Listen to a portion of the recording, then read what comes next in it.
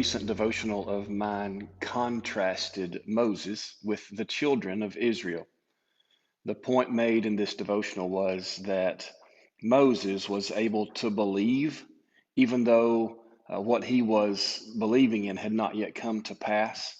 He endured, even though he had not seen, I think is the comment in one of the translations,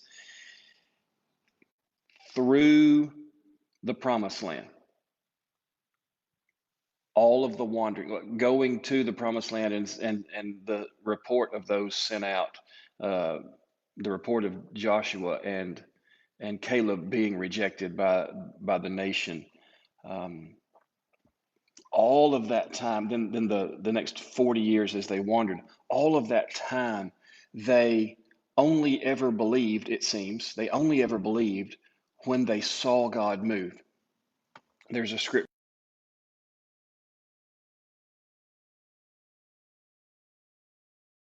There's a whole nation of people that we have the history written of for our benefit. The nation of Israel as recorded in the Old Testament, when we see all that we can learn from them, shouldn't we? Shouldn't we spend time looking at how God dealt with them, how they responded to his dealing with him, and then doing our best to learn from their mistakes, to build on their triumphs, but definitely learn from their mistakes. And so, for believers in the world today, for those of us who call ourselves children of God, to be able to look at our circumstances, to look at our surroundings, and be able to say, okay, Lord, I don't get it. I don't necessarily even like it, but I trust you. I will, in faith, do all that you have called me to do. And I want to remind us as believers, uh, the call on our life extends past the moment of salvation all the way through the rest of our days here on earth. It will extend into eternity. But the call, God doesn't just put one call on a believer's life. He doesn't just call us to salvation and then turn us loose. Over and over again, he calls us to himself, and he gives us responsibilities and things to do. He puts callings on our life over and over again in order that we might, on any given day, respond to the divine appointments that he has made for us today. As the pastors were praying this morning, we meet every other Wednesday, every other Monday morning at 9 o'clock, and we spend time just praying for you guys. We spend time praying for each other. We spend time praying for this community where God has planted us, that it would prosper. Because we know that when this community prospers, where God has planted us, that we too will prosper. And so we do. We pray twice a month, every month, together, just for what God is leading us to do in this community and for one another as we lead our congregations. It is a blessing to get to do that.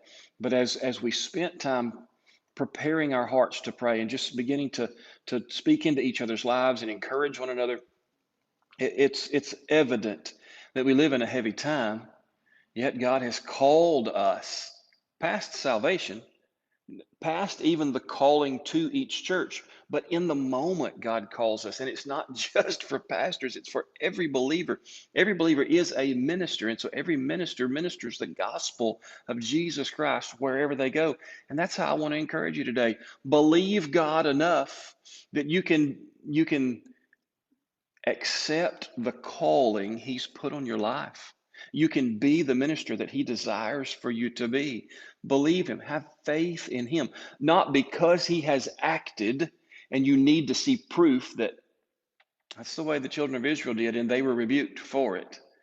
But believe the way Moses did, who, not yet even seeing, trusted God. Just let yourself trust him. The more you know of him through his word, the more you know of him by spending time with him in prayer, you're going to trust him more. So take the time to do that as well. Start your day every day with time thanking him, listening to him, and enjoying his presence. He enjoys yours. And I know that if you'd spend time with him, you would enjoy his as well. I want to encourage you to believe, even though we haven't yet seen how all of this shakes out, knowing that God is in control, being able to trust in the one who created us all. I hope that today finds you well, and that until the next time I get to put my eyes on you, I love you and I'm praying for you. God bless.